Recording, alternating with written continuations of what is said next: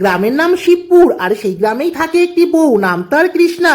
কৃষ্ণা দাঁত ফোকলা, এর জন্য তার শ্বশুর শাশুড়ির পর তাকে দিন রাত কথা শোনায়। পোড়ামুখী দাঁত ফোকলাটা মরেও না। দাঁত ফোকলা বউটা মরলে পরে আমি আবার ছেলের বিয়ে দিতাম। তোমাদের কথা শুনে আমি যে কেন এই দাঁত ফোকলা মেয়েটাকে বিয়ে করতে গেলাম। কৃষ্ণা সকলের কথা চুপ করে শুনতো আর কাজ করতো। এরপর ভোলে বাবার কাছে গিয়ে কাঁদতে কাঁদতে বলতো, ঠাকুর তোমায় আমি এত ভালোবাসি, তবুও কেন তুমি আমায় এত কষ্ট দাও? এই পোড়ামুখীটা কই গেল? এই লুচিগুলো ভেজে রেখে পোড়ামুখী দাঁত ফোকলা বউটা কই গেল? কৃষ্ণা সবাইকে লুচি আর তরকারি খেতে দিল, অথচ তার শাশুড়ি মা এক বাটি মুড়ি নিয়ে কৃষ্ণাকে বলল, এই যে তোমার লুচি খেয়ে কাজ নেই দাঁত ফোকলা পোড়ামুখী, তুমি এই মুড়িগুলোই গেল। মুড়িগুলোই গেল। ঠিক বলেছো গিন্নি, দাঁত ফোগলা বউয়ের আবার খাওয়া। মরে এই দাঁত ফোগলা বউটা আমার যে কেন মরে না? সকলের এত অপমান কৃষ্ণার আর সহ্যই হলো না। সে মুড়ির বাটিটা হাতে নিয়ে কাঁদতে কাঁদতে ভোলে বাবার কাছে গেল, আর তার কাছে মুড়ির বাটিটা রাখলো, আর হাও মাও করে কাঁদতে লাগলো। কৃষ্ণা যখন কাঁদছিল তখন একজন ভিখারি বাবা আসলো। ভিখারি বাবা এসে কৃষ্ণাকে বলল, মা মারে দুটি কেটে দিবি, আজ কতদিন ধরে আমি যে কিছুটি খাইনি। আমার কাছে বাবা এই দুটো শুকনো মুড়ি ছাড়া যে আর কিচ্ছুটি নেই। এরপর ভিখারি কৃষ্ণার দেওয়া শুকনো মুড়িগুলো খেতে লাগলো।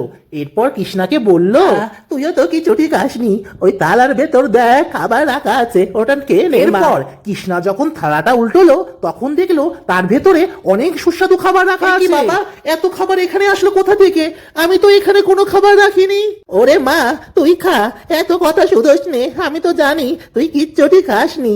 আর এই নে মা এই দুটি বেল পাতা ধর, তোর শ্বশুর বাড়ির লোকেরা যখন তোর সাথে খারাপ ব্যবহার করবে এই পাতা দুটো শুধু তাদের গায়ে ঠেকিয়ে দিবি।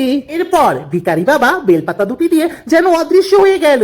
কৃষ্ণা ভিখারি বাবার দেওয়া খাবারগুলো তৃপ্তি করে খেলো এবং তার অজান্তেই তার দাঁতগুলো একেবারে ঠিক হয়ে গেল। বৌমা কার সাথে কথা কইছ? গিন্নি গিন্নি দেখে যাও এই দাঁত ফোগলা পোড়ামুখী কি করছে। দেখছো কেন? এই বাবু দেখেছা তোর বউ লুকিয়ে লুকিয়ে ভাত খেলছে। শুনুন আমি লুকিয়ে লুকিয়ে ভাত খাই। হয়েছে গো মা, কি হয়েছে? বাবা মা তুমি করো তো।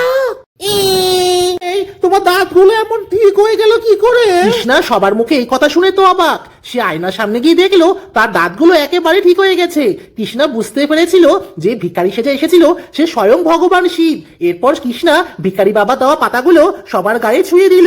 যা হলো, ও বৌমা আজকে লুচিটা তুমি খাও বৌমা। এই শুনছো তোমার জন্য দুটো শাড়ি এনেছি, পরো। বৌমা তুমি আমার ঘরে লক্ষ্মী। এরপর থেকে ভগবানের আশীর্বাদে কৃষ্ণা তার শ্বশুর শাশুড়ি বরকে সাথে নিয়ে সুখে শান্তিতেই সংসার করতে লাগলো।